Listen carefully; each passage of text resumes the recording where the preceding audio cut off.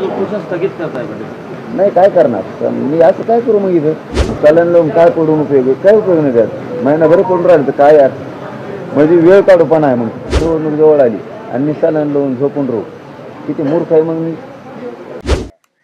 माझा ठाणे मतदारसंघात 25 वार्ड क्रमांकावर किंवा कशामुळे प्रेम आहे किंवा कोणत्या बँकेत काय मी तू दम धर म्हणा जरा तू दम धर तो हे लोक इथे येऊन बसलेले आहेत माझ्या त्या मतदारसंघात मला ते वाचता नाही आलं नाही. तुला शेवटची संधी सांगतो तू माझ्या नादी लागू नको शेवटची संधी सांगतो तरी तर तू माझ्या नादी लागू नको मला तो काही काढायचं मी अगदी प्रेमाने म्हणतो. कालपासून त्या मतदारसंघातले लोक ते निवडून येतच नाही ते मागूनच जातो का हवी तुला मागूनच घालायला लागतं आधाराच्या पण ते लोक बसलेले तू मला लय तरार लावू नको मला कोणाच्या आयुष्याचं वाटलं करायचं नाही. मी अति मूर्ख माणूस नाही वैयक्तिक जीवनात कोणाचा पडत नाही वैयक्तिक राजकारणात पडत नाही वैयक्तिक समाजकारणात पडत नाही. शहाणा होय तू शहाणा होत असला तर पण 13 तारखेच्या नंतर वेळ संपली सरकारने एक अक्षराने तुमचा संपर्क केला ना सरकारने तुम्हाला कोणताही मेसेज दिलेला नाही उपोषणाच्या काळात 13 पासून ते आजपर्यंत नाही त्यात मी पडत नाही मी त्यात पडत नाही मी ओरिजिनल हो गाढवाने कट्टर मराठा खानदानी मराठा त्यात पडत नाही बसायचं मग मला कोणतरी संपर्क केला पाहिजे मग तिकडे गेले इकडे कमी नाही आली तसं माझ्या शक्तीच्या बळावर माझ्या समाजाच्या शक्तीच्या जोरावर मी आंदोलन करतो आणि न मिळणारा न्याय हिसकवणार तो रूल आहे माझ्या मराठा समाजाचा क्षेत्रीय मराठ्यांचा रूलच तो कुठं लढाईवर निघाल्यावर समोरून सांगायचं तुम्ही या आणि मग तुम्ही हारल्यासारखं करा आपल्याला ते जमत नाही.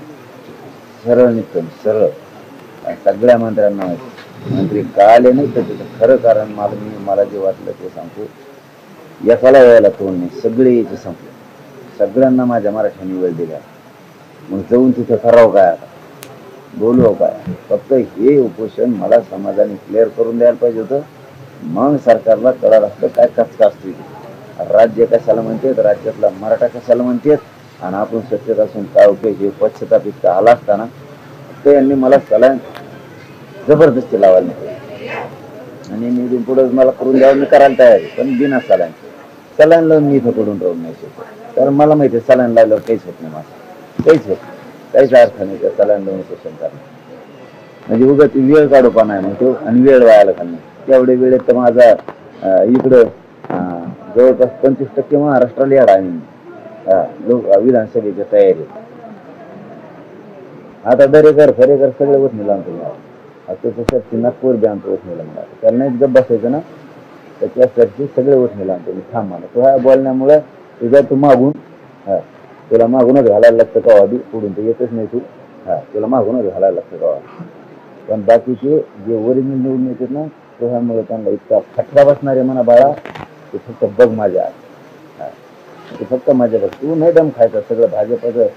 तू म्हणजे हे 2-3 जण कीड लागलेली फडणवीस साहेब हे 2-3 जण भाजपला लागलेली किडी जी 5-7 जण आहेत नाही किडी आहे भाजपला लागली. पण तुम्हाला सलाईन रात्री समाजाच्या दबावामुळे लागली का सरकारने जबरदस्ती दिली? सरकारला तो वाज देतो मी सरकार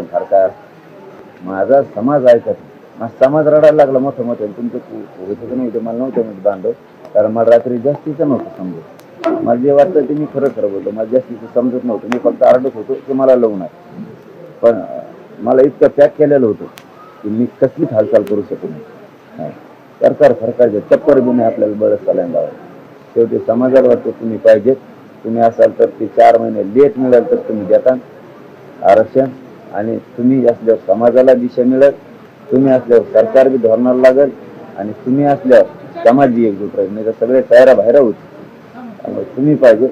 लावली मग सलाईन लावून पडून राहून उपयोग नाही हे मला समजतं काही अर्थ नाही. आज उपोषण स्थगित करताय नाही काय करणार मी असं काय करू मग इथं काहीच काम व्हाय ना इथं दर निवडणुकीचं व्हाय ना मतदारसंघाचं व्हाय ना रॅलीचं व्हाय ना लोक माझ्याकडे ते चांगलं बोलणं व्हाय ना माझं सलाईन लावून काय पडून उपयोग काय उपयोग नाही त्यात महिनाभर पडून राहिलं तर काय यार